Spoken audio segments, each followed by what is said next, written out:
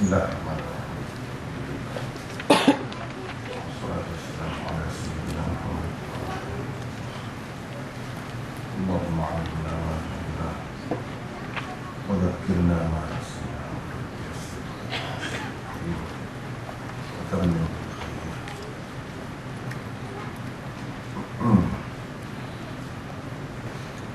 Malam ini sebenarnya kita berada di penghujung nota kita, dan insyaAllah dapat dihabiskan. Tetapi perbincangan pada malam ini sebenarnya lebih kepada ilmu hadis. Dari segi pengajarannya sebenarnya telah berlalu maksud untuk diamalkan yang dikira sebagai Sunan Tirmidzi itu, pengajarannya telah berlalu di dalam hadisnya dan telah kita bincangkan dengan panjang lebar sebelumnya. Hadisnya, kalau sekali lagi kita tengok, hadis yang kita bincang baru ini adalah hadis yang pertama di bawah bab yang pertama. Bab yang pertama bermula pada muka surat 5. Pada buka surat 5 yang ada nota ni boleh tengok kan? Abwab Taharah bab ma jaa la tuqbalu salatun bighairi tuhur. Kemudian hadisnya telah kita bincangkan sebelum ni. Bunyinya wa bihi qala hadatsana Qutaibah bin Sa'id qala akhbarana Abu Awana an Simak bin Harb qala wa hadatsana Hamdan قال حدثنا وكيع عن إسرائيل عن سماك عن مصعب بن سعد عن ابن عمر عن النبي صلى الله عليه وسلم قال لا تقبل صلاة بغير طهور ولا صدقة من غلول. قال هنان في حديثه إلا بطهور. قال أبو عيسى هذا الحديث أصح شيء في هذا الباب وأحسن. وفي الباب عن أبي المليح عن أبيه وأبي هريرة وأنس وأبو المليح ابن أسامة اسمه عامر ويقال زيد بن أسامة ابن عمير الهذلي. Itu hadisnya. Dan pengajaran sebenarnya yang terdapat di dalam hadis ini ialah terletak pada dua bahagian sabda Nabi SAW, yaitu la tuqbalu salatun bighairi tuhur, satu bahagian, satu juzuk, wala sadaqatun min ghulul, itu juzuk yang kedua, bahagian yang kedua. Imam Tirmidzi buat dalam tajuk dia, kalau kita tengok pada muka surat 5 tadi, tajuk dia tu diambil daripada bahagian pertama, la tuqbalu salatun bighairi tuhur. Bahagian pertama hadis itu, itulah yang menjadi tajuk kepada bab yang pertama di dalam Sunan Tirmidzi. Adapun bahagian yang kedua, itu sebenarnya tidak menjadi tujuan asasnya, tapi oleh kerana hadis itu ada bersama-sama, jadi Imam Tirmidzi sebutkan dengan sempurna. Adapun yang dimaksudkan sebenarnya dari segi hukum yang hendak dibicarakan dalam bab ini ialah bahagian pertama, yaitu sembahyang tidak diterima tanpa bersuci. Itu bahagian yang pertama. Dan sedekah yang dibagikan tidak diterima daripada hasil pendapatan ataupun harta yang haram. Itulah hadisnya. Intisari ataupun parti sebenarnya kepada yang Imam Tirmidzi kemukakan itu dah dua bahagian, dan dua bahagian itu telah kita bicarakan sebelum ini dengan panjang lebar. Jadi tak perlulah kita kembali semula kepada perbincangan itu. Tengok saja malam ini, sebab kita baru ini berakhir pada nota 18 dan 17, muka surat 19. Sila tengok muka surat 19. Abu Isa yakni Imam At-Tirmidzi, berkata, hadis ini adalah yang paling sahih dan paling hasan, jadi baik, elok dalam bab. Berhubung dengan bab ini ada riwayat daripada Abi Malik dan seterusnya. Dia ada nota 18 di situ yang saya buat di situ, nak membincangkan apa maksud Imam Tirmidzi kata hadis ini adalah yang paling sahih dan paling hasan, paling elok. Betul ke begitu? Atau bagaimana? Ini sebenarnya adalah satu istilah Imam Tirmidzi. Sebab itulah kitab-kitab ni orang belajar. Kalau baca sendiri, ya, susah. Mungkin kita pergi gelai. Kalau kita pandai bahasa saja, logos saja, boleh jadi keliru. Sebab dia kata ini adalah yang paling sahih, yang paling hasan.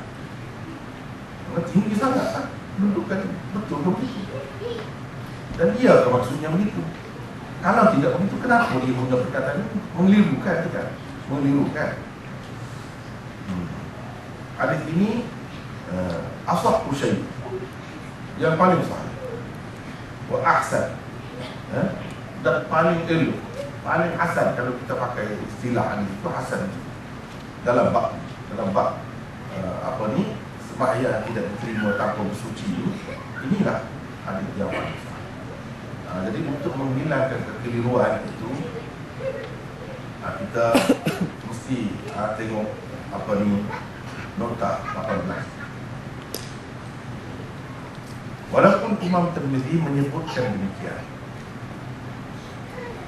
hadis tersebut tidak boleh dianggap hadis yang paling sahih dan paling hasan dalam keseluruhan perbendaharaan hadis-hadis yang diriwayatkan daripada Nabi SAW.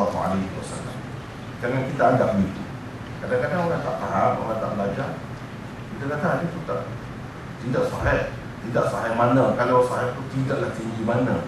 Bukanlah yang paling sahih. Sebenar-benar dia mungkin akan membantah kita pula. Macam mana kamu nak lawan Imam Tirmidzi? Imam Tirmidzi tidak kata paling sahih. Mungkin. Ini sebabnya kadang-kadang orang yang tidak belajar dia jadi keliru. Dia akan kata begitu pula. Dia akan tengking kita pula. Sebaliknya, kalau kita kata bukan begitu. Padahal orang yang belajar, dia merujuk kepada kitab-kitab syarah hadis. Kemudian dia belajar dengan guru-guru yang berpengalaman, puluh-puluh tahun hidup, tidur bangun dengan hadis. Jadi dia tahu cerita. Contohnya ni. Cuba kita tengok apa kata orang. Apa kata pakar-pakar hadis. Jadi awal-awal lagi, mula-mula lagi dia buat tak sama seperti istilah yang dipakai oleh orang. Kalau orang lain kata begitu, kita boleh faham betul lah sebagaimana yang dia kata. Tapi kalau Tirmidzi jangan.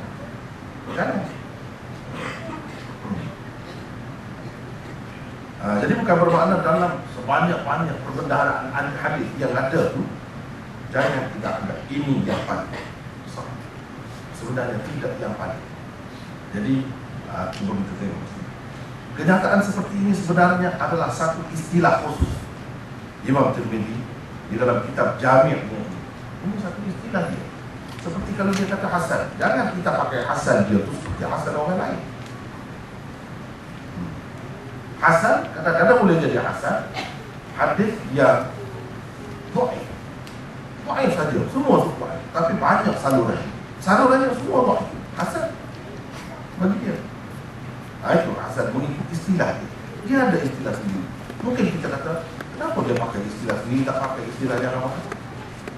Kita kena tahu dia tu siapa dulu. Beginilah kalau kita buat contoh lah.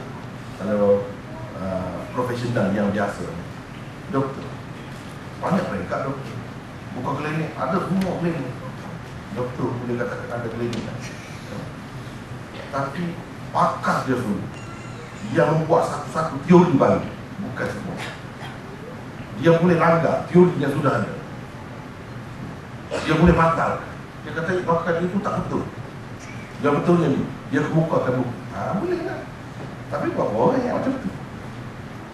Begitulah juga dalam bidang hadis. Yang ramai-ramai nak pakai istilah hasan biasa lah, istilah sahih biasa. Dia 3, tapi tak ada siapa berani kan bantah. Bahkan orang kata kena tengoklah dia maksud dia macam mana. Kalau maksud dia begitu, kita pakai cara dia lah. Kita nak baca kitab dia. Kalau nak baca kitab orang lain, tak apalah. Dia cara dia. Kamu nak ikut, kata ikut, kamu punya pasal. Tapi orang kalau dia buat begitu, orang belajar. Maka kalau kita belajar dalam sistem pengajian hadis ini, kitab yang mula-mula untuk silibus daurah hadis termula, itu yang mula. Kita belajar ini dulu. Sebab banyak perkara yang mula-mula kan bila ada benda-benda macam ni, guru pun tu bahas. Kenapa begini? Ini tak sama seperti yang ada dalam usul hadis biasa. Jadi kita tak boleh. Itu yang biasa. Ini lain. Ini lain.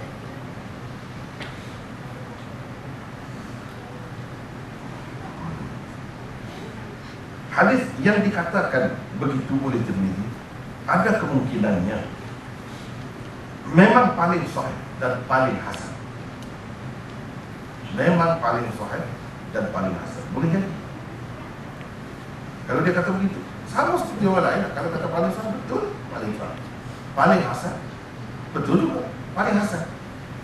Tapi macam mana kita kata satu hadis itu, dan kalau paling sahih, apa perlu lagi paling hasan? Kalau kita kata paling hasan, mana yang di kalangan di antara hadis-hadis yang hasan itu dia paling, tapi dia lebih rendah daripada yang sahih. Apa perlu dia kata begini? Sebab kita kata ini istilah dia sendiri. Istilah dia sendiri. Mungkin maksud dia, jadi orang cuba adakan begitu begini apabila dia kata tu, sekali kita tengok nampak macam ni, nampak macam tadi. Jadi boleh jadi maksud dia, ini kata ulama, paling sahih dalam senarai kumpulan hadis-hadis yang sahih. Sanad-sanad hadis yang sahih, itu paling sahih. Hadis yang sama, dia ada kumpulan sanad yang lain pula, bertaraf hasan, dan itu adalah paling hasan.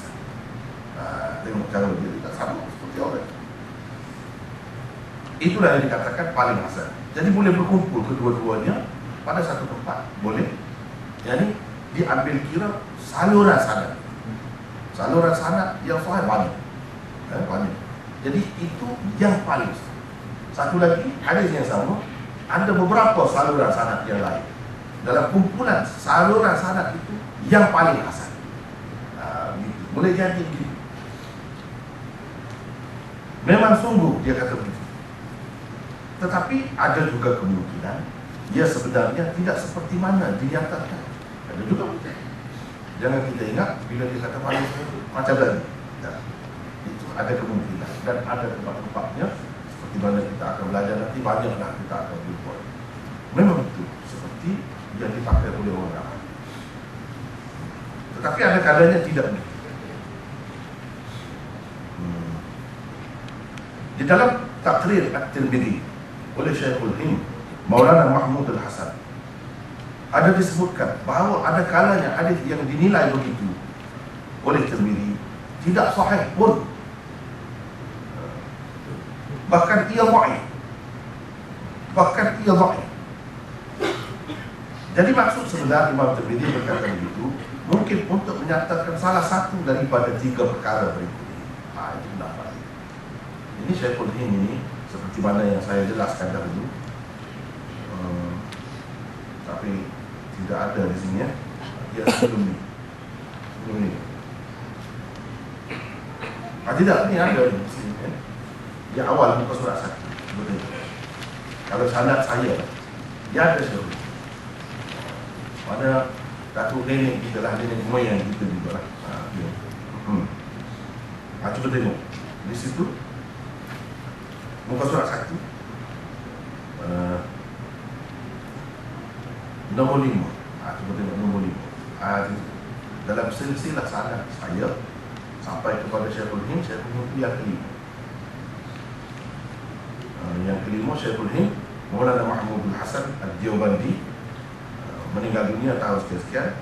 Beliau menerimanya daripada 2 orang gurunya, dan guru dia itu adalah pengasas Darul Ulum Diawband. Dia ni lama. Syekhul Hind ini semasa belajar dengan guru dia yang kenal lah. Ke sini yang sebut Maulana Qasim Nanutwi, Kasar Darul Ulum Deoband itu. Dia seorang yang Maulana. Kadang-kadang tempat yang besar yang kita nampak hebat kemudian tu, dia sebenarnya tak amal dulu. Peringkat awalnya. Bila Syekh nombor 1 tu mati, baru orang sedar, baru orang tahu. Baru dah pergi, barulah hebat seperti sekarang ni. Dia ada sekarang, dia lama, 100 tahun lebih lah. 150 tahun lebih. Jadi pada ketika tu cerita ni, saya nak cerita sedikit lah sejarah Syekhul Hind ini. Dia dengan guru dia, Qasim Nanutwi, asalnya bangunan yang besar tu, kalau kita sekarang ni ada dalam internet, kita boleh tengok dalam kolom dia macam mana sekolah dia.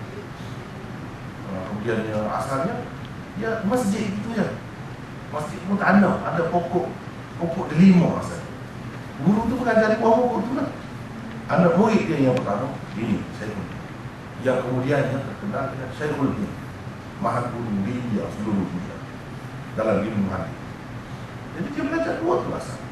Kemudian dia jadi berkembang sampai sekarang ini hampir boleh dikatakan kalau di benua kecil dia tak ada yang tidak bersama ilmu dia dengan jamiah, dengan universiti. Boleh dikatakan orang yang hebat, penulis ahli politik, syekh ini dia ada kaitan, ada perhubungan dengan jamiah. Dan sangat ramai lah pelajar-pelajar ni, bukan daripada di negeri dia tu sendiri, daripada Malaysia, daripada dulu lagi ribu-ribu daripada Malaysia, daripada Arab, negeri Arab, daripada satu dunia belajar.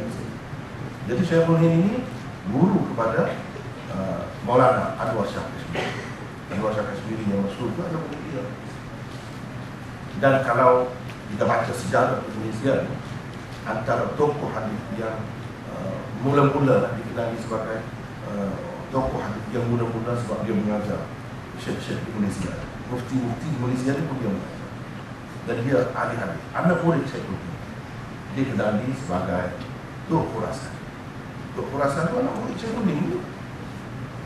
Bahkan dalam sejarahnya, dia datang ke sini atas arahan Syekhul Hind. Kalau kita tahu lagi, Imam Inqilab dia bapa revolusi.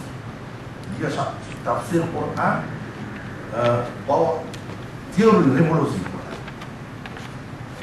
Maulana Ubaidullah Sindi itu juga anak murid kepada Syekhul Hind. Jadi ramai anak murid dia Syekhul Hind. Kemudian tertubuhnya negara Pakistan bila berpisah, semua kecil pada India dan Pakistan. Syekhul Islam yang pertama Pakistan, anak murid Syekhul Hind. Muhammad Ali Jinnah, bapa kemerdekaan dia pandai. Maulana Syabir Ahmad Uthmani yang terkenal sebagai Syekhul Tafsir dan Syekhul Hadis, dia laki Syekhul Islam yang mengarang tafsir apa semua. Dia anak murid Syekhul Hind dulu dia panggil. Ajaran Syekhul Hind juga mengalir mengikut satu aliran lain, Maulana Ubaidullah Sindi. Dia tafsir Quran ini tak secara revolusi, mengikut dia ringkas saya cerita. Ubaidullah Sindi ni asalnya orang Sikh. Dia masih Islam masa muda lagi, dia nampak. Dia hafal Quran sebulan. Ubaidullah Sindi hafal Quran sebulan. Dia tak baca malam ni, dia baca dengan sebulan dia sudah hafal. Memang otak liga luar biasa. Itu ada muncul. Dia revolusi pelik, lagu lain. Tak sama dengan ulama-ulama lain kalau di India. Biasanya ulama-ulama lain di India dengan jambu, dengan kupiah, dengan surbai. Dia tidak. Memang dia revolusi dulu. Dia cukup jambu semua. Dia tak pakai kupiah di mana-mana. Orang kata kenapa macam ni tak sama dengan tu guru lain. Dia kata apa nak ada kupiah. Kupiah tu kehormatan kita. Negeri ni sudah dijajah oleh penjajah. Tidak ada yang Islam. Kita sudah tidak ada kehormatan, tak layak nak pakai kupiah dia orang merdeka. Hamba tak pakai kupiah. Sekarang ni kita sudah dijajah. Lal-Qilab, benteng yang terakhir umat Islam itu jatuh ke tangan Inggeris. Kata dia, kita sekarang ni perlu memerdekakan apa ni, umat Islam. Dan dia dihalau, selalu ditangkap, di penjara, dia tak tahu seorang ni. Maulana buat itu bahasa. Dia kata, kalau orang kata ajaran revolusi Al-Quran, dia ada dalam Al-Quran. Tentu Al-Quran itu kitab yang mula-mula sekali diharapkan. Tapi mukjizat Al-Quran, orang tak nampak. Sekali baca tak nampak. Dia kena belajar dengan macam orang macam ni, baru nampak. Dan apabila belajar, dia jadi berani. Dia tidak jenis dakwah biasa, tidak. Dia jenis jihad. Dia jenis jihad. Jadi anda murid Syekhul ini macam-macam itu yang saya nak cerita, macam-macam aliran cara pemikiran luar biasa, pelik-pelik.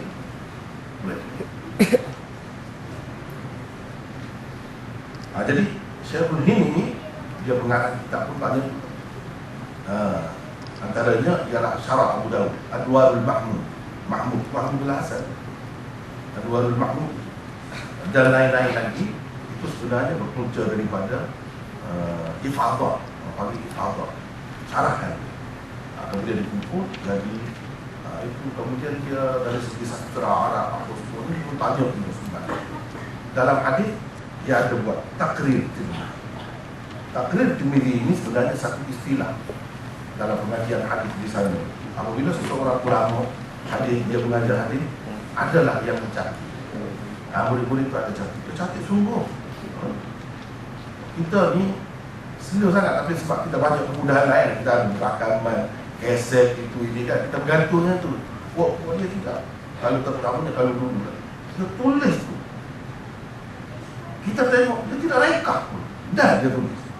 Dia guru mengajar. Lalu akhirnya murid-murid ini bertemu semua. Apa kamu tulis, apa kita tulis, yang lain tulis, semua kita gabungkan. Kita gabungkan. Mana yang berulang, mana yang tidak berulang. Kadang-kadang satu-satu takrir itu nak jadi satu takrir itu dia beberapa tahun, beberapa kali, beberapa sesi pengajian. Jadi pelajar-pelajar itu kemudian bertemu. Pada tahun ini guru kita ada kata begini yang tidak pernah dia kata pada tahun sebelumnya. Apa? Benda baru ajar. Gabung, jadilah takrir. Itulah yang dikatakan takrir. Satu kitab sebenarnya yang merupakan punca dia ialah syarahan. Murid-murid itu dia catat, kemudian jadi takdir. Boleh dikatakan hampir semua guru-guru hadis di sana dia ada takdir. Cuma masing-masing lah, orang ni ada beza sikit, ada beza. Secara pada dasarnya dia lebih kurang sama pada dasarnya. Sebab berbahasa pun sama. Kecuali ada dah berbeza-beza. Misalnya di sini Maulana Mahmud Hasan dia ada buat takdir kepada dia kata macam, dia kata bahawa tidak semestinya yang Tirmidzi kata begini betul-betul seperti yang dia kata. Ada kalanya tak sahih pun.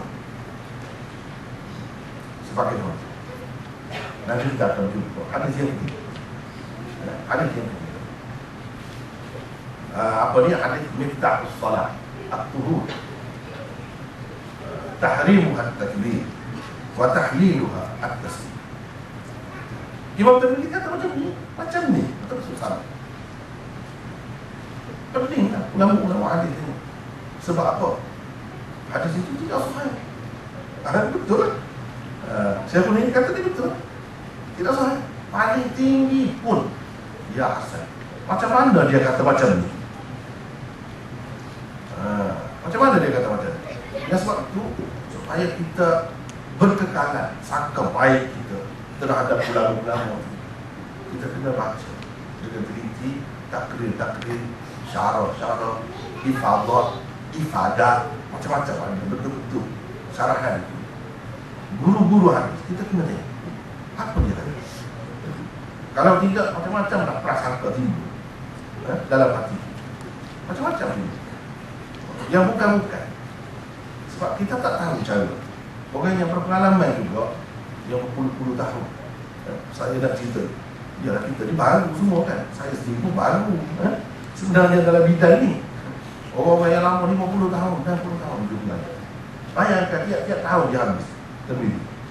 Walaupun kita kata dia tidak syarah banyak, tapi dia lalu.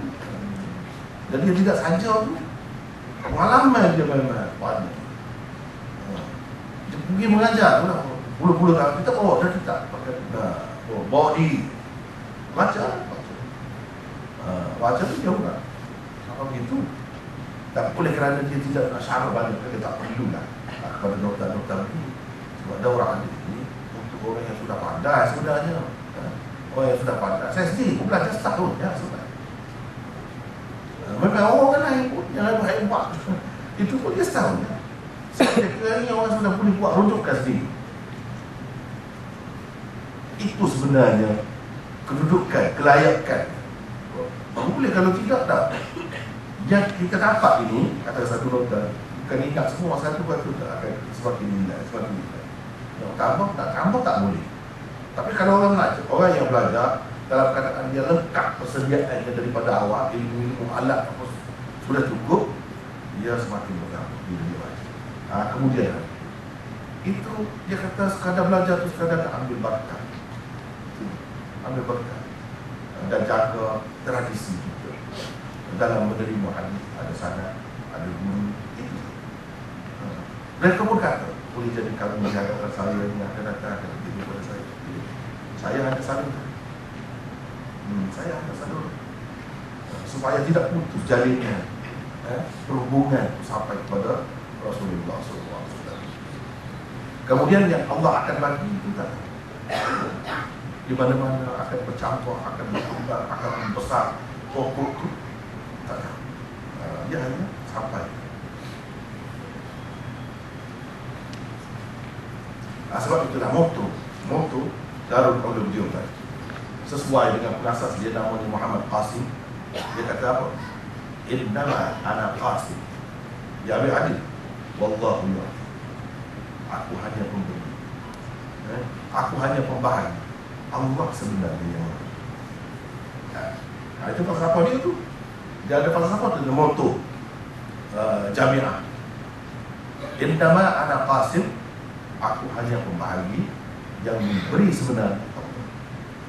Mana tugas guru di kadang-kadang dia menyapa. Di kalangan murid kita tak tahu lagi macam mana yang dia nak dapat. Boleh jadi 10 kali ganda lebih daripada guru dia, atau kurang, atau sama, macam-macam. Kita tak tahu. Allah yang memberi. Seperti mana seorang ayah, dia bekerja, dia bagi ini untuk makan, untuk pakaian, untuk belajar, dia bagi kepada anak. Bagi siapa yang memberi sebenarnya? Allah. Begitu juga kita kena ingat itu dalam belajar agama, kita utamanya itu sebenarnya. Sebab itu kadang-kadang kita tengok ada jauh ke depan, jauh lebih tinggi daripada itu. Sebab apa? Allah SWT yang bagi. Allah SWT yang bagi. Yang membagi ilmu itu guru. Yang memberi sebenarnya. Itu moto tu.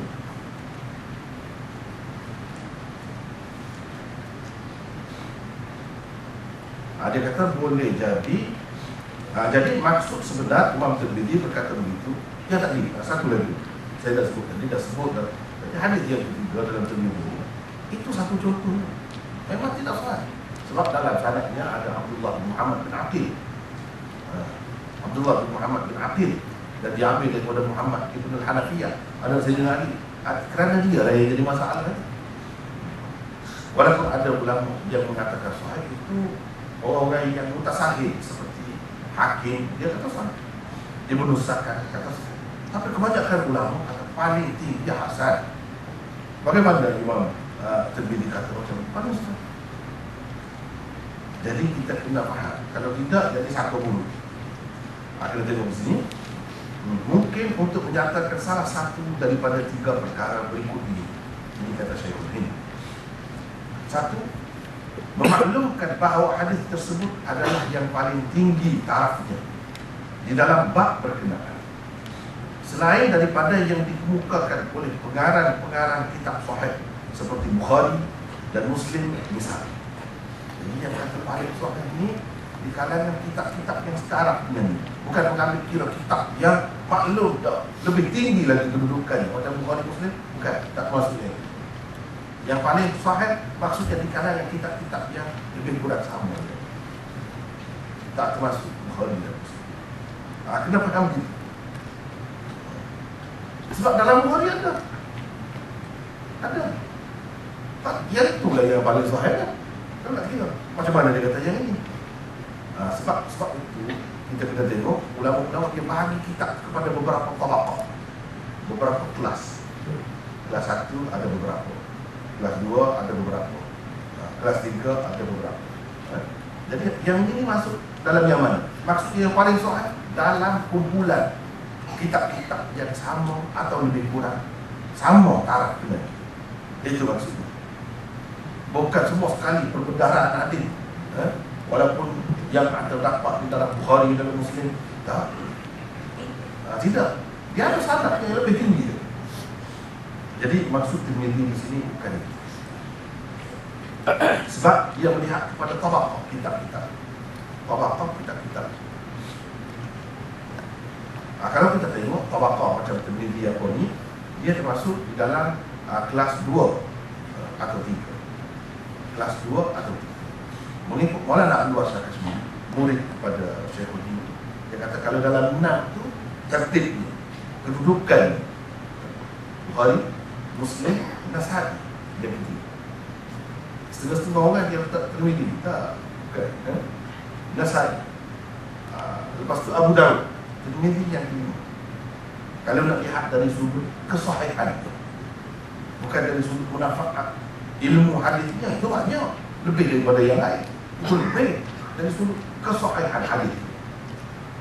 Dan dia boleh nak bawakan hadis yang tinggi macam Bukhari itu boleh. Tapi itu sudah dibuat oleh Bukhari. Dia tak buat sesuatu yang lain. Bahawa ada kelainan, ada pertambahan. Kalau tidak berulang benda sama. Sebab itu dia tak buat. Tirmidzi yang kelima, Ibnu Majah yang keenam. Itu mengikut dia lah. Walaupun ini pendapat masing-masing kan. Masalah pendapat masing-masing, ada yang mengatakan dia ketiga buat jauh, macam-macam. Tapi kedudukannya sama ada tabaqah 2 atau tabaqah yang ini kelas 3.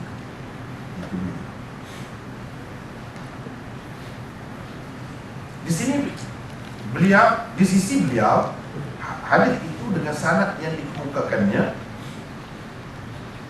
adalah yang paling tinggi kedudukan. Kalau dalam taraf kitab-kitab yang lebih kurang sama. Namun ia tidak bermakna sanad hadis itulah yang paling sah. Sanad hadis dia itulah yang paling, bukan. Dia nak cerita hadis yang sama, adalah sanad yang lebih tinggi macam Bukhari bawah. Tetapi yang sekarang dengan dia, inilah yang paling tinggi. Itu maksudnya.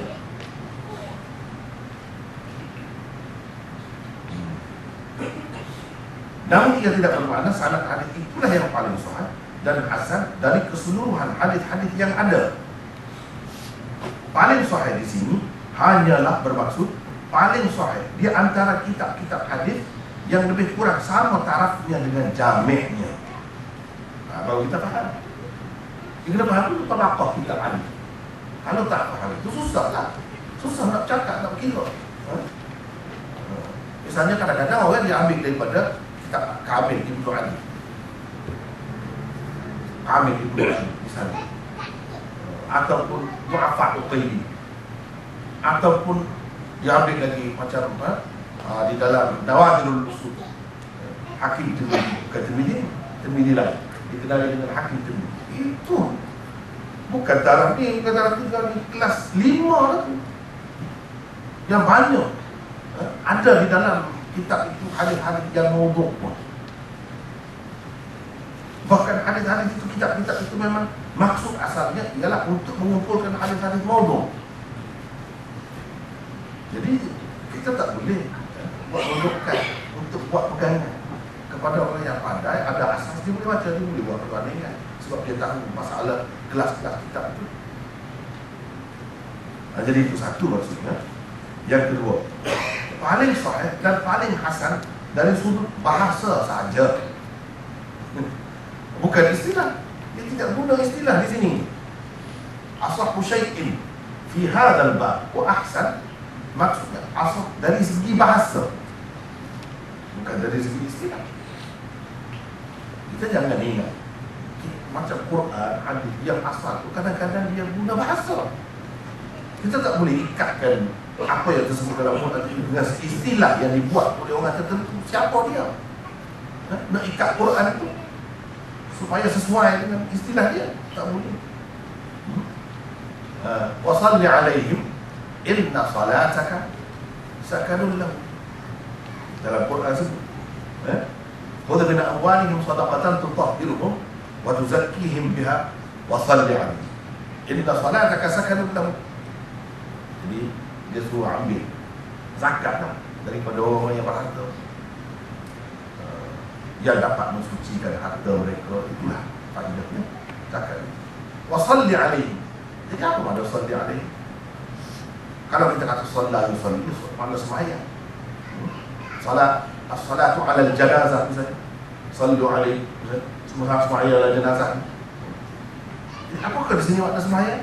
Wa salli alaihim. Inna salataka, itu jelas. Salataka, sembahyangmu ke? Maksudnya situ. Sakanun lahum, menjadi penenang jiwa mereka, umat. Apa makna sembahyang? Tidak. Al-Quran menggunakan salat di situ dari segi bahasanya, bahasa Arab, bukan dengan makna istilah. Kalau istilah sembahyang itu aqwalun wa af'al, mengikut setengah-setengah orang. Dia tak ada itu, bukan. Aqwalun wa af'alun muftatahatun bitakbir mukhtatamatun bitaslim. Itulah sembahyang. Itulah salat. Jadi salat yang disebut dalam Quran tadi dengan makna ini ke? Jangan kita cuba ikat salat di situ. Bahkan asalnya dalam bahasa Arab dengan makna doa. Jadi Allah SWT menganjurkan, menyuruh Rasulnya supaya mendoakan, supaya mereka itu diberkati. Doa Nabi itu menjadi penenang kepada umat, kepada orang-orang yang memberi zakat. Doa di situ, bukan dengan makna sembahyang. Jadi kalau Imam Tirmidzi guna dalam kitab yang besar ni, kitab utama ni, orang panggil Ummahatul Kutub, ibu kitab ni. Macam kalau kita kata ibu ni, Quran, hadis, kitab-kitab hadis ni yang utama ni. Jadi dia pun bebas. Bebas. Kalau kita ikat-ikat yang bawah ni, yang atas dia bebas. Bebas. Dia ikut suka dia. Dia tak guna di sini dengan makna istilah. Di sini dengan makna luar saja, dari segi bahasa saja. Kalau kita kata, kenapa yang dia buat macam tu? Kamu kalau tak layak jangan baca. Daripada awal. Sudah. Sudah. Begitulah. Kalau orang kan kalau dia tak tahu ni apa sebab buat ini, tengok Nabi Musa dengan Khadir itu. Kenapa kamu buat ini? Kenapa kamu buat ini? Dan kalau nak turun aku, kau turun betul. Dia kata begitu kan? Cara dia begitu. Jadi bukan dari sudut istilah yang sedia dimaklumi semua. Bukan dari sudut dia cakapnya, bukan menggunakan istilah. Susah. Yang mana susah? Sebab itu orang belajar. Sebab itu bagi saya nampak mudah kan? Nampak mudah ya, macam orang boleh bahasa pun. Jangan begitu. Kalau buku engineer lah, ramai engineer. Buku engineering. Orang yang boleh bahasa Inggeris itu boleh baca. Tahu. Buku perubatan bahasa Inggeris kita boleh baca, kita boleh baca. Boleh buat keputusan sendiri. Tak boleh. Dia kena belajar. Selama mana belajar? Selama bertahun-tahun. Menunjukkan susah ke tu? Susah. Jadi sama juga yang ini pun kena belajar. Mungkin juga hadis yang dikemukakan oleh beliau sendiri dhaif daripada segi sanad tu. Tetapi jika dibandingkan dengan hadis-hadis lain, ia lebih sahih dan lebih baik. Dia dhaif juga, tapi nak banding dengan yang lain, dia lebih baik. Itu sebab dia kata sahih. Tak pelik tu. Sebab itu kita kalau bercakap dengan kita nak berurusan dengan orang yang besar kan, kita tak boleh ikat, susah. Kita nak suruh dia ikut cara kita. Kalau kita nak ilmu dia, ikut. Misalnya Syahwali, banyak benda yang boleh, benda baru.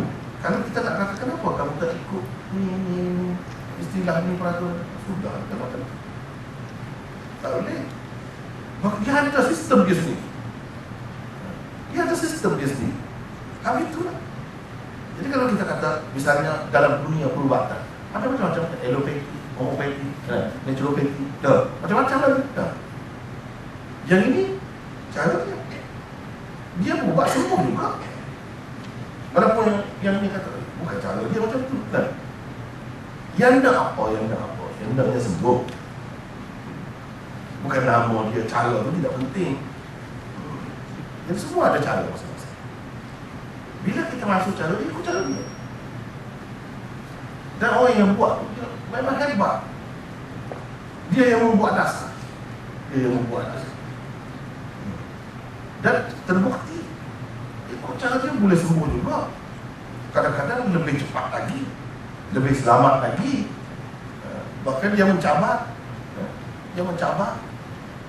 Macam seorang profesor semasa saya di India, itu memang dia hebat, Profesor naturopati. Dia cabar aliran mana baik, bawa apa penyakit.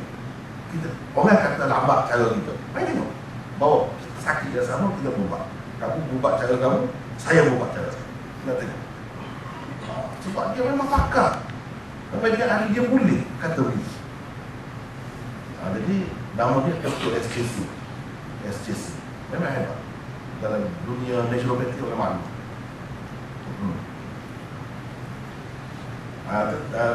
Banyak. Sebagai contohnya, saya buat contoh di sini. Sebagai contohnya, seorang doktor berkata, di dalam buat ini, pesakit yang paling sihat adalah Abdullah.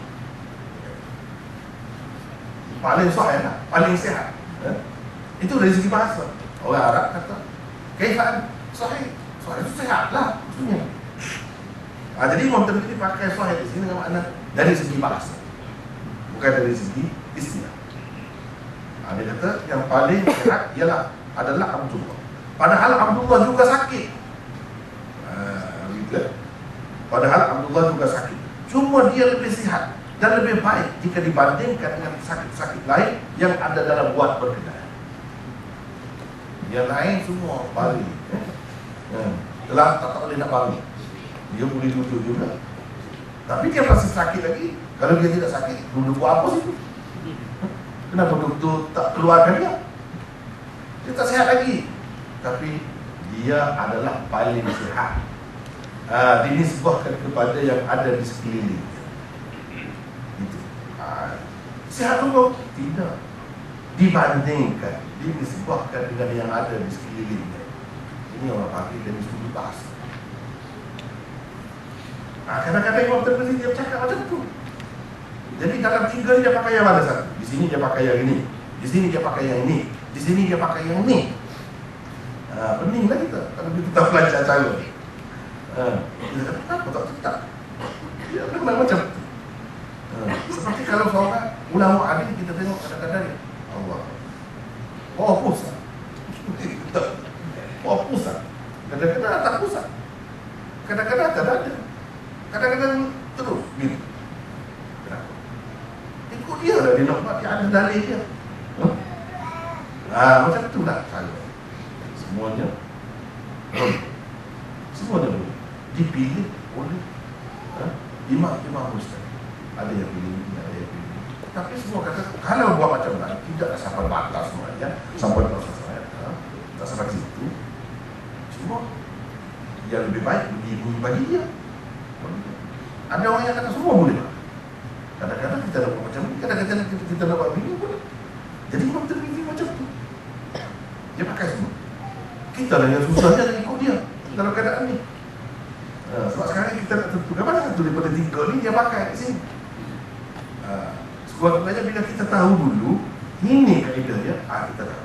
Bila berhadapan ni kita. Yang mana satu yang lebih sesuai. Baru tidak jadi permusuhan ataupun kita kata sangka buruk terhadap imam-imam besar.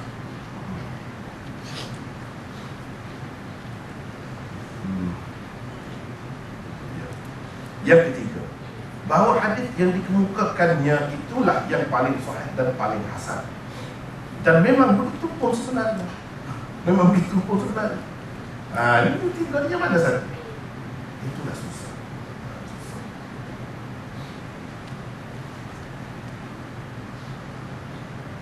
Sebab itulah dalam apa-apa bidang, kalau kita tengok orang yang berpengalaman, kita fikir kalau kita nak ni cara ni, jadi kita fikir dulu.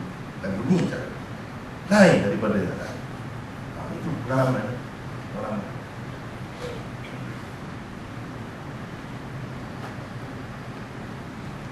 Dan memang begitu pun sebenarnya. Adapun hadis yang sedang kita bicarakan sekarang, ia termasuk dalam bahagian satu. Dalam bahagian satu masuk dalam sahih juga, tapi sahih bukan paling sahih di antara kitab-kitab yang setara dengan yang lebih kurang sama dengan. Yang lebih kurang sama ni macam mana? Misalnya kalau dalam kitab 6 yang ada dalam Abu Dawud, yang ada dalam Nasa'i, yang ada dalam apa ni, lain lagi, yang ada dalam tu itu setara tu, yang setara. Ia tidak bermakna paling sahih dan paling hasan daripada semua perbendaharaan, termasuklah kitab-kitab yang berada pada kelas pertama. Tidak itu maksud. Yang ni dipakai dengan makna yang pertama. Tengok kan? Saya itu siapa? Kita nak kata-kata dia berapa ramai anak murid dia. Dia hebat-hebat. Menunjukkan dia ni sesuatu. Bukan tak ada sesuatu. Bukan kosong, bukan dahsyat, bukan. Dia hebat. Bukti hebat dia selain daripada karangan murid-murid. Kita akan keluar yang hebat tu kalau tidak daripada orang yang hebat.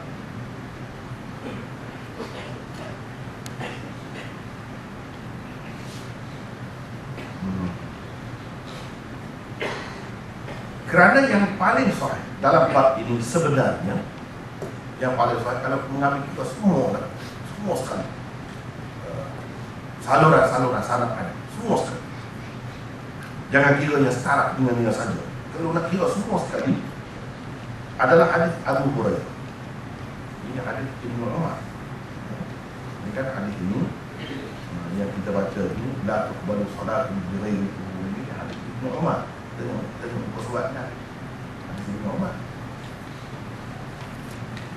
Yang betul-betul paling sahih betul, semua akan terima kali ini. Senang kali ini. Ialah hadis Abu Hurairah yang diriwayatkan oleh Bukhari dan Muslim. Jadi takkanlah Imam Tirmizi nak kata yang dia paling sahih itu lebih daripada yang ini.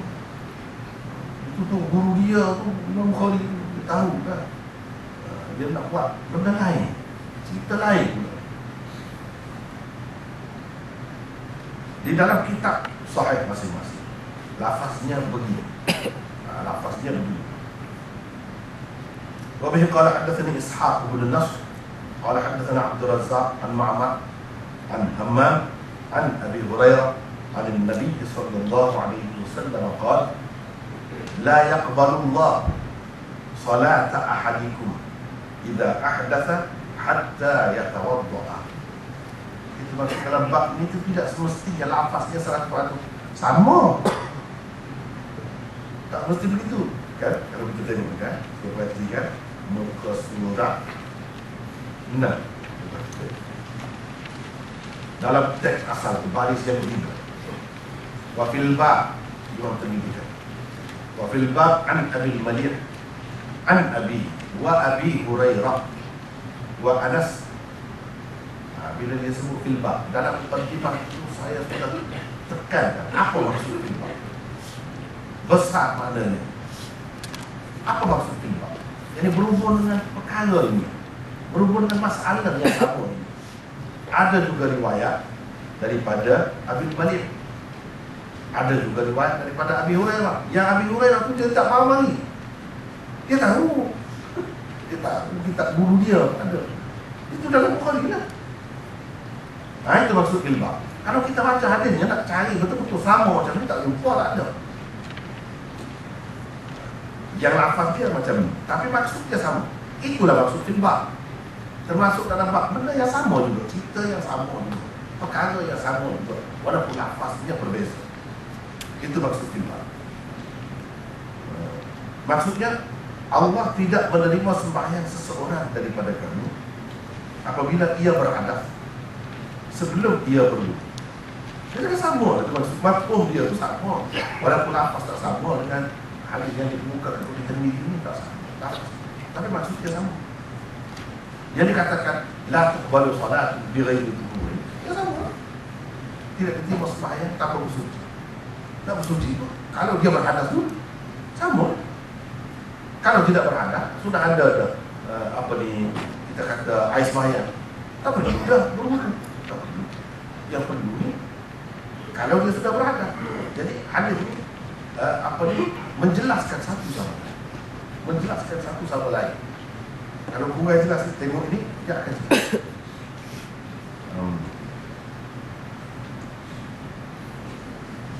Di dalam Tuhfatul Ahwazi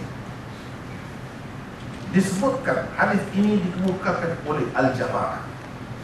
Tuhfatul Ahwazi menjadi rujukan utama dalam menulis Syarah Tirmizi itu rujukan utama saya. Dan saya mengajar pun di dalam Kautsar ini yang saya pegang, yang saya baca. Tetapi peserta-peserta kita ni tahu siapa itu pengarang Tuhfatul Ahwazi. Saya aliran Deobandi.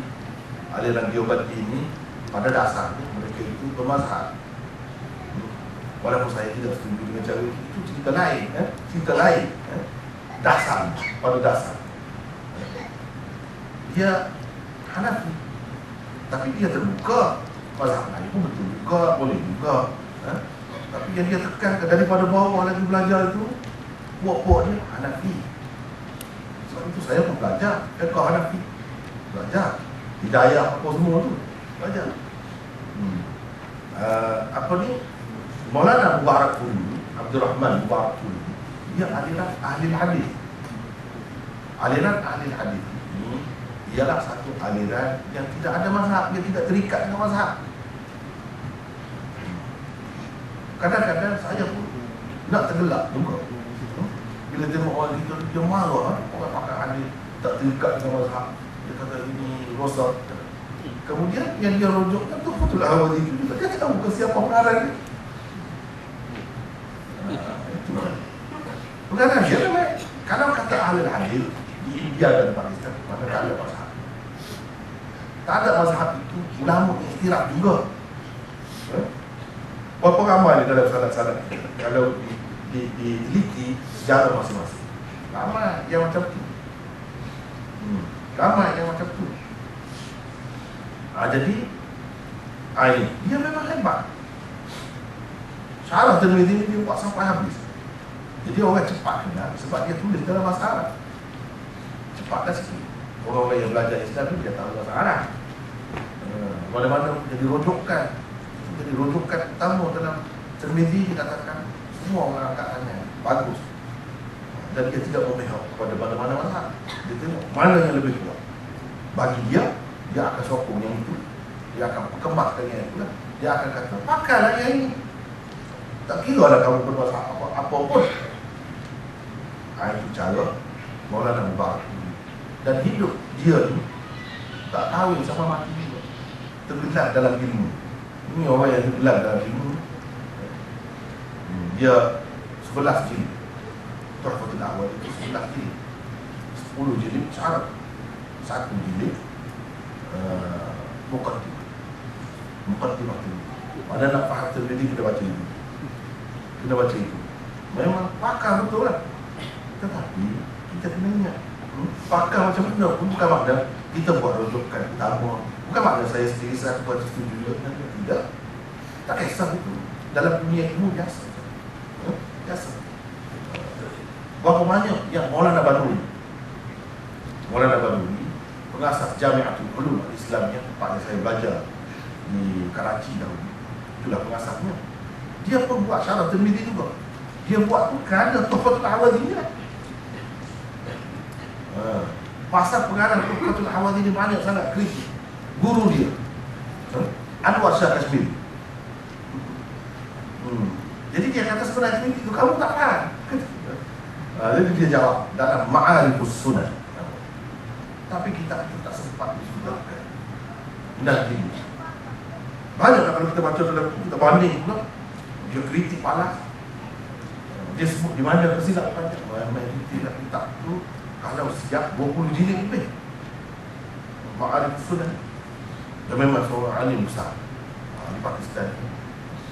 Dia ada murid kepada Anwar Shah Hashmi. Jadi bagi saya mungkin orang kata setengah-setengah, biarlah saya cerita tu kan. Dia kata dia tidak Deobandi sebenarnya. Betul.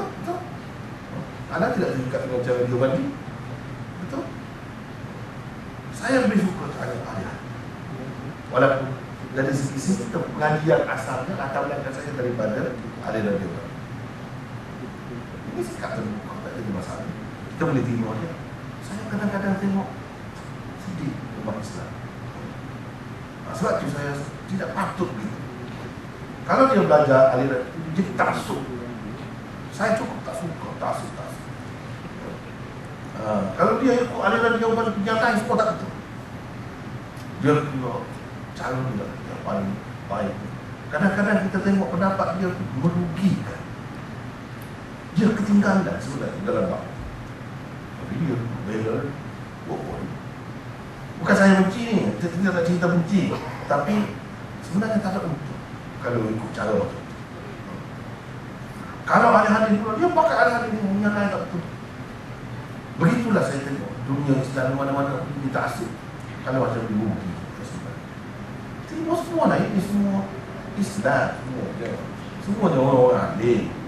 Mana ada apa faedah yang kita dapat ambil itu? Ambillah. Jangan taksub. Kadang-kadang lebih dia, kadang-kadang lebih kita. Kampung kan? Alangkah baik kalau macam tu.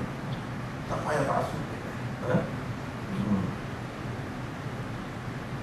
Jadi saya nak bagi tahu pengarang Tuhfatul Ahwazi ini ahli hadis. Ahli hadis ni ke depan. Sebenarnya dia ada kredit juga asalnya. Kalau kita tengok sanad dia tu, jalur sanad sampai kepada Syawaliullah semuanya. Cuma sampai satu peringkat dia betul. Satu jadi ahli hadis, satu jadi Deobandi. Kedua-duanya betul. Sebab itu dalam mukadimah Bukhari Muslim kita belajar hadis dulu, saya sudah buka tadi saya. Aliran hadis ini kalau pecahan Syawaliullah dia ada. Ini yang boleh diterima. Yang lain tak payah. Kalau ada perlindungi apa tu, itu tak payah. Dia banyak menyeleweng. Walaupun ada sungguh-sungguh dia bagus. Tapi dia banyak menyeleweng. Tidak mengikut cara salah. Tapi kalau dia berhenti ni, masih lagi kita boleh berkata arsy. Ada kurang sana sini, tak kisah. Sama-sama kita. Sebenarnya lebih baik. Jadi dia ke depan, yang saya kata ke depan, boleh dikatakan kitab-kitab hadisnya orang dia dulu yang buat. Jangan main-main. Sebab tu saya kagum dengan buku dia. Macam Syarah Abu Dawud, Aunul Ma'bud, itu orang ahli hadis juga. Dan asas kepada kitab Aunul Ma'bud itu 10 jilid lebih kan. Asas dia 30 jilid. Ghayatul Maqsud, itu guru dia ahli hadis juga. Yang dipakai seluruh dunia pakai. Orang tak tahu siapa pengarang. Tapi bagus. Kalau tahu kepada puak-puak kita di sini yang taksub, boleh jadi dia tak mau terima. Sebenarnya tak perlu itu. Kadang-kadang orang ni kalau tak tahu dia kata hebat. Bila tahu dia jadi malu, tak mau terima. Itulah. Itu pun sebab taksub. Sebenarnya tahu dia taksub itu rugi.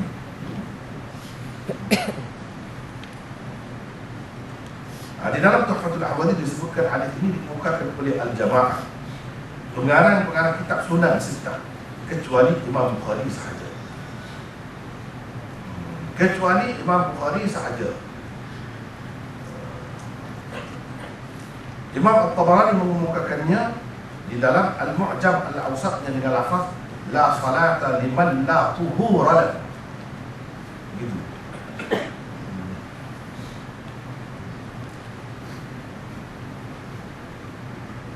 Di dalam Tuhfatul Ahwazi disebutkan hadis ini dikemukakan oleh Al-Jamaah. Hadis ini maksudnya bukan yang sebut ini, yang Bukhari ini, lafaz ini ada yang Ibnu Umar yang dengan lafaz. Orang lain ada tapi Bukhari. Yang Bukhari dia. Cuma yang ni nafas. Muka surat 19. Dalam Tabarani, Mu'jam Awsat. Di Mu'jam Tabarani yang ketiga. Mu'jam Kabir, Mu'jam Awsat, Mu'jam Sahih. Mu'jam Kabir itu 10 jilid. Mu'jam Awsat 8 jilid. Mu'jam Sahih 1 jilid. Ini dalam Mu'jam Awsat yang sederhana. Dengan lafaz la salata liman la tuhura. Tiada sembahyang bagi orang yang tidak bersuci. Lebih kurang lah, lebih kurang. Ini boleh kita kata wafil bab lah. Wafil bab sama. Lafaz dia sama. Lafaz dia tidak sama, tapi makna dia, mafhumnya sama. Jadi kalau kita perhatikan dalam kitab ada itu banyak riwayat. Bukan dalam satu kitab hadis. Dalam ini ada semua. Kalau mengambil kira yang berbeza-beza tu, lagi banyak. Jadi kadang-kadang saya tak mau balik situ kan.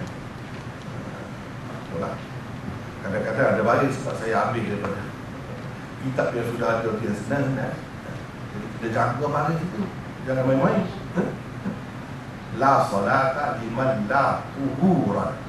Bukan tahur. Itu lagi tahur. Anzalna minas sama'i ma'an tahura, bukan tuhura. Kan? Beza? Ada beza? Tahur, kalau kata tahur, satunya makna dia sesuatu yang kita gunakan buat bersuci. Air ke, tanah ke, itu tahur. Tuhur, perbuatan bersuci.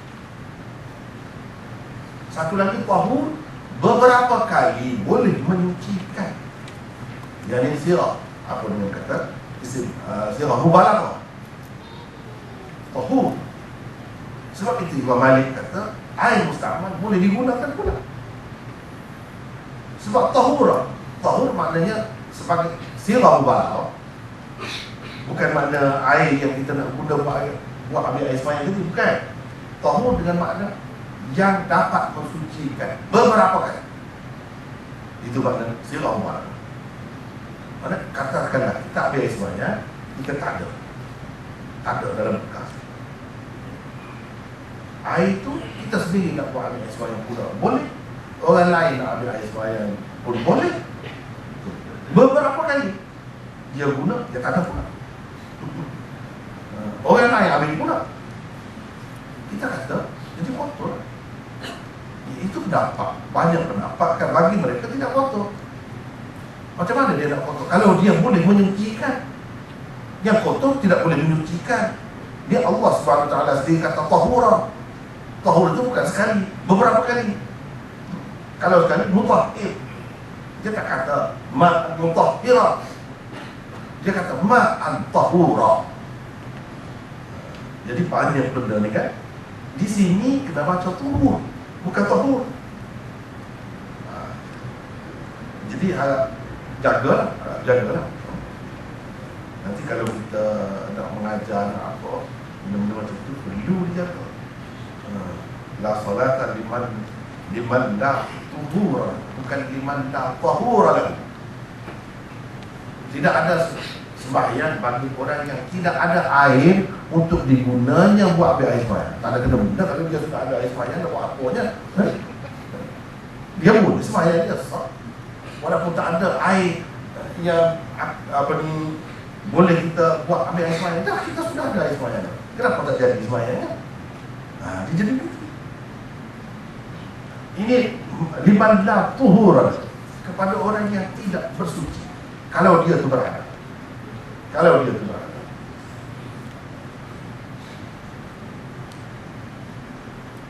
Baiklah. Kita pergi seterusnya. Berhubung dengan bab ini, wafil bab. Wafil bab itu kita terjemahkan berhubung dengan bab ini. Bab ini yang ada kena dengan masalah perkara yang sama. Ada riwayat daripada Abil Malik daripada ayat ini, yang di sahabat ayat ini, Abi Hurairah yang kita baca tadi, teks asal itu, dan Anas. Maknanya bukan Ibnu Umar sahaja yang meriwayatkan hadis yang memberi makna macam ni, walaupun lafaz dia tidak sama. Selain daripada Ibnu Umar, Abu Malik meriwayatkan daripada ayah dia, kemudian Abu Hurairah, Anas juga ada. Tapi Imam Tirmidzi tak muka kita bawa di sini. Kita nak dapat itu, kita tengok lah. Dengan sebab itu, Tirmidzi saja buat berapa pula kitab yang lain keluar. Kerana filbab saja, filbab saja. Hafiz Ibn Hajar tulis Al-Lubab Fima qala Tirmidzi wa filbab. Kemudian guru saya, dia kena bunuh oleh Syiah, Maulana Dr. Habibullah. Dia tulis Kashfun Niqab Amma qala Tirmidzi wa filbab, 5 jilid. Filbab tu saja 5 jilid. Jadi dia nak cakap, dia sebut ada daripada Abu Hurairah, ada daripada Anas. Di mana? Susah kan kali. Jadi mereka ni buat di sini. Daripada Abu Hurairah di sini, di sini. Daripada Anas ini. Lafaznya macam ni. Senang. Satu aja begini kuat. Maknanya benda ni bernas sangat. Bernas.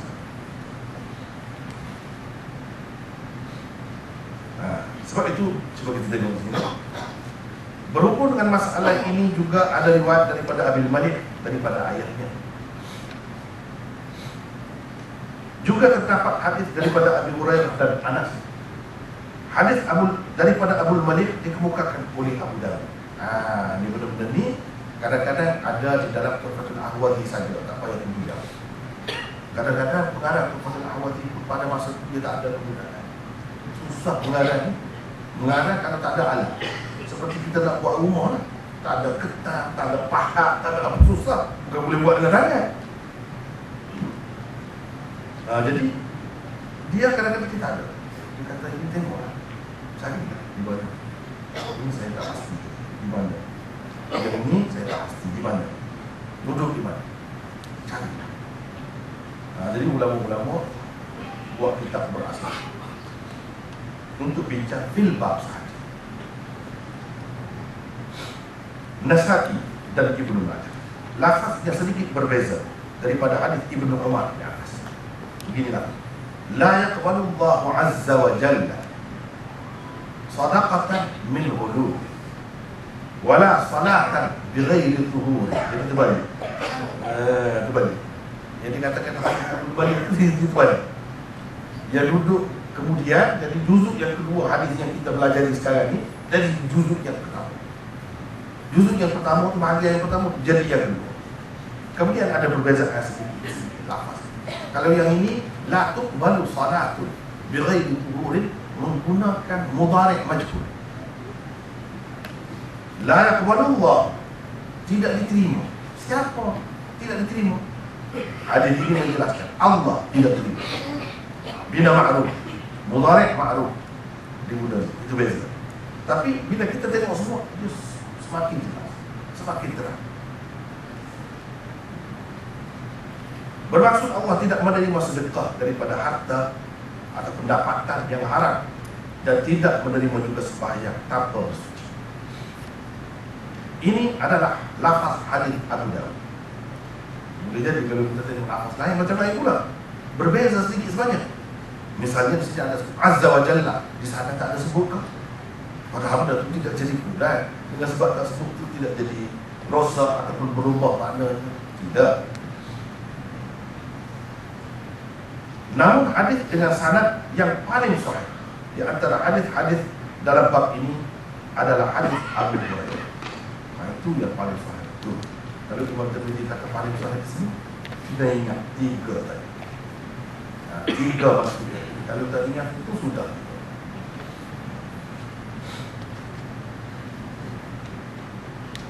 Bukan hadis yang telah dikemukakan oleh Imam Tirmidzi. Bukan hadis itu. Ianya ada diriwayatkan oleh Imam Bukhari dan Imam Muslim di dalam kitab mereka. Namun seperti telah dijelaskan dengan mengemukakan hadis di atas, Imam Tirmidzi bermaksud menunjukkan bahawa terdapat lagi saluran riwayat yang lain berkenaan dengan masalah ini. Dia takut kita bila baca Bukhari ingat tak ada riwayat. Ada. Tidak semestinya hadis itu perlu dicari yang tinggi-tinggi saja tahap kedudukan. Yang rendah sedikit pun, kalau dia sahih, boleh dijadikan hujah juga. Kalau kita tak mahu jadikan dia sebagai asal, jadikanlah sahih. Boleh, tidak salah. Nah, itu maksud. Sebab Bukhari tak boleh nak bawa yang ini. Tak boleh nak bawa yang ini. Sebab tidak menepati syarat. Tak menepati syarat, dia tak boleh bawa. Dia terikat. Banyak perkara. Tapi Imam Tirmidzi, dia bebas. Dia tidak syaratkan yang tinggi macam Bukhari. Tidak. Tapi sahih juga. Betul lah dia kata paling sahih antara kitab-kitab yang seumpamanya. Jadi ada lagi saluran yang lain hadis ini. Walaupun kedudukannya tidak setara dengan hadis di dalam Sahih Bukhari dan Muslim, namun berbanding hadis-hadis seumpamanya di dalam kitab-kitab sahih yang lain, hadis ini adalah yang paling sahih. Itu maksudnya. Inilah antara istilah dan kaidah di dalam kitab Jami' Tirmidzi yang perlu difahami. Kita dah faham istilah-istilah perlu. Sebab itu Maulana Mubarakpuri sekarang ni orang panggil Al-Imam, Al-Hujjah, Al-Hafiz. Macam dah orang sebut bila dia mati. Masa dia hidup, orang tak kata. Orang ada gila, macam-macam. Itu Maulana Mubarakpuri. Dia orang India sebab di sana memang nubuh dia.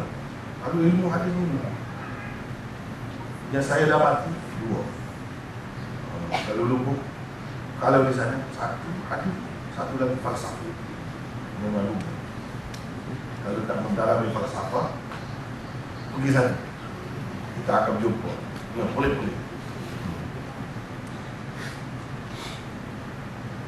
Tak apa.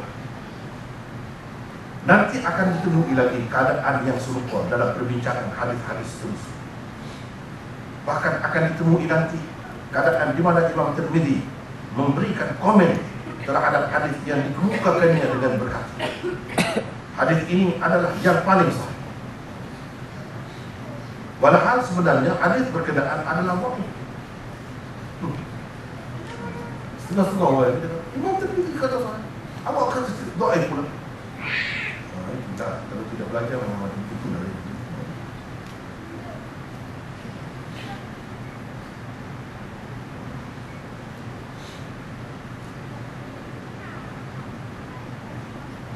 terdapat satu lagi perkara yang perlu sekali diberikan perhatian.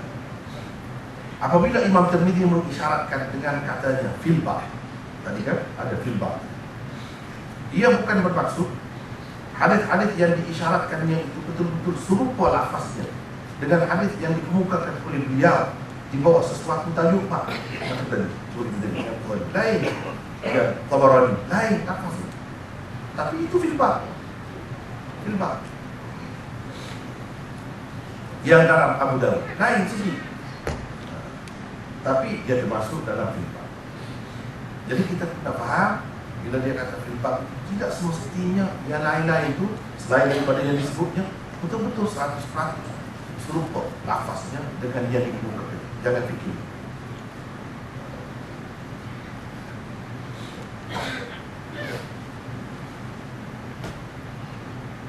Ia hanya berarti hadis-hadis yang disyaratkan itu mempunyai makna yang sama ataupun hampir sama dan boleh dimasukkan juga di bawah bab berkenaan. Kalau kita nak banyakkan hadis, kita boleh susun apa yang dia isyaratkan dalam bab tu, kita bawa semua. Jadi banyak. Tujuan dia nak ringkas. Sebab itu dia buat. Tapi kita dapat fahamkan. Dia tahu tu daripada Abu Hurairah tu dari mana. Dia tahu. Kenapa dia kata paling sahih? Asal kita dapat istilah dia. Kalau tidak, selalu macam mana tak? Dia buru dia Bukhari itu. Kalau Muslim, dia sebaya dengan dia Muslim pun buru dengan Bukhari juga. Dia tak mungkin tak. Dalam pada dia tahu pun dia kata inilah yang paling sahih. Buru dia kan. Tu mula-mula lagi kena. Ada yang pertama lagi kena.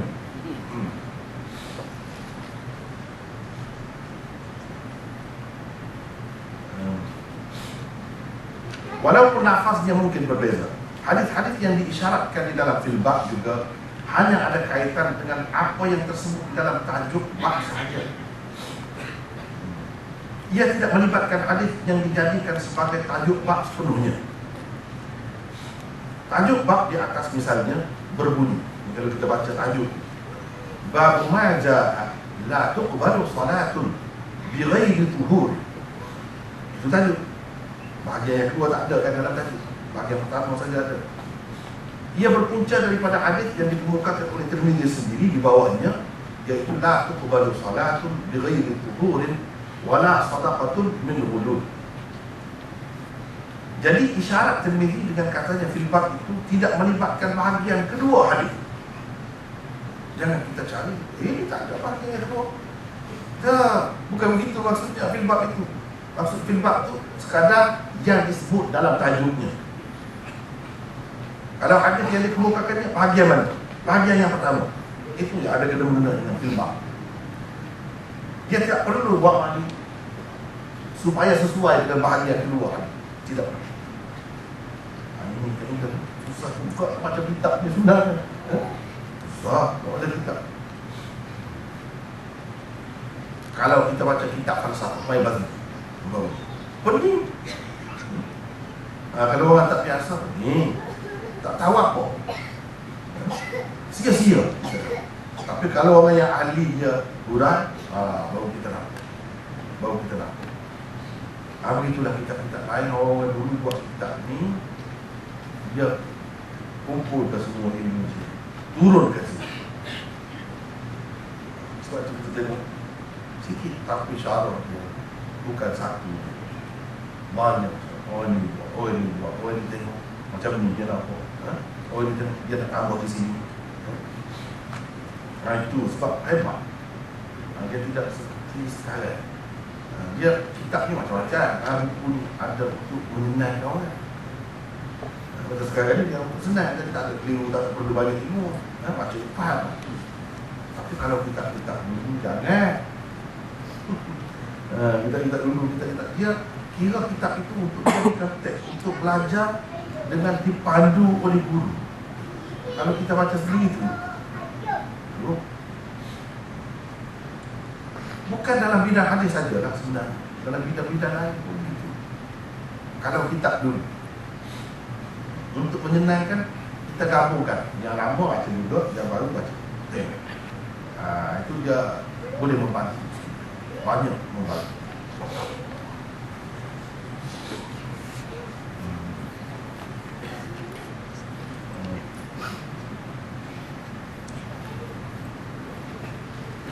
Jadi isyarat Tirmidzi dengan katanya fil bab itu tidak melibatkan bahagian kedua hadis, yaitu wala sadaqatun min ghulul, tak terlibat. Yang tidak dijadikan oleh Tirmidzi sebagai tajuk bab. Tajuk babnya mana? Muka surat tadi. Muka surat 5. Kita tengok.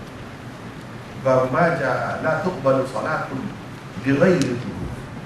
Jadi kalau dia kata di akhir itu fil bab berbeda dengan yang itu. Dan ini merupakan satu bahagian daripada hadis yang ditemukan. Yang satu lagi tidak. Ini kita apabila dia kata fil bab.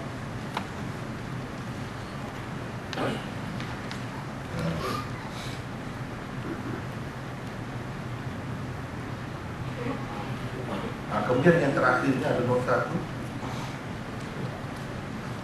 Nama Abdul Malik bin Usamah ialah Amir. Ini ada dalam ini. Dan ini antara istilah ini. Sebab dia kata dalam bab ini ada diriwayatkan daripada Abdul Malik. Siapa Abdul Malik? Mana kita dah tahu kan? Dia bagi ilmu rijal dalam kitab. Dia kata Abdul Malik punya nama sebenar. Nama sebenar. Imam Tirmidzi dia mengajar tu, dia bukan nak cerita tentang hadis saja, tidak. Banyak perkara, ulum hadis. Ulum hadis yang dia nak bagi pada kita. Amir. Ada orang mengatakan namanya ialah Zaid bin Usamah bin Umayyah Al-Budali.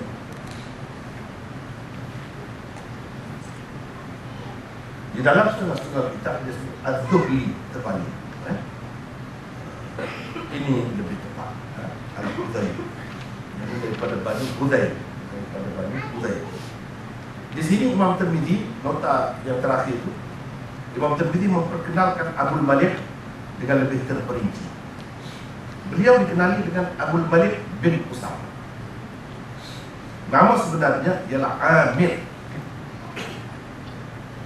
Hadis Abul Malik yang telah dikemukakan sebelum ini bukannya riwayat beliau, tapi ia adalah riwayat beliau daripada ayahnya, yang merupakan seorang sahabat Nabi SAW. Dikatakan juga namanya adalah Zaid bin Usamah bin Umair Al-Hudzaili. Maknanya riwayat kata Abul Malik daripada ayahnya itu Usamah ataupun Zaid. Tapi kalau Zaid itu dia Amir itu tadi kan, Amir itu setengah ulama kata Zaid, jadi Usamah itu lah. Riwayatnya daripada ayah dia Usamah tu. Jadi Usamah ni bukan Usamah bin Harithah tu, bin Zaid, bukan itu.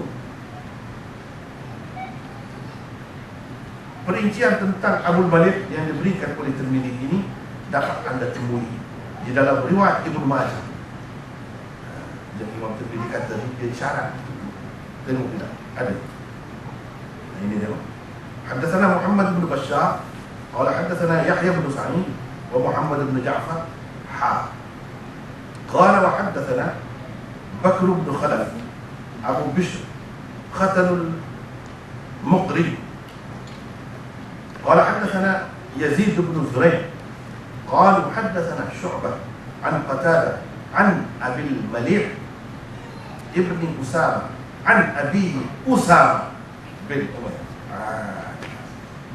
Tak ada dalam buku isyarat main isyarat, tapi tengok dalam buku mana ada yang Abil Malik bin Usama daripada ayahnya. Ayahnya siapa? Usama bin Umayyah. Ada. Itulah yang Imam Tirmidzi sebut. Dia ambil dari mana-mana. Mana sanad? Ni. Qala Rasulullah sallallahu alaihi wasallam, la yaqbalu Allahu salatan illa bi thuhurin wa la yaqbalu sadaqatan min ghulul. Itu lafaz Ibnu Majah. Itu lafaz Ibnu Majah berbeza sedikit daripada lafaz sendiri, tapi mafhumnya, maksudnya lebih kurang sama. Lafaz hadis Ibnu Majah juga berbeza sedikit daripada lafaz Abu Daud yang telah ditulis dibukakan tadi. Pengenalan kepada perawi sebut ini adalah salah satu kelebihan yang boleh didapati di dalam kitab Jami' At-Tirmidzi. Dalam kitab lain mungkin kita tak dapat. Dalam Tirmidzi kita dapat banyaklah ilmunya. Bukan sahaja kita matan hadis itu saja. Bukan itu lah. Jadi rasanya masa pun sudah hidup dah. Setakat dulu untuk malam ini. Wallah. Mungkin kalau ada pembicaraan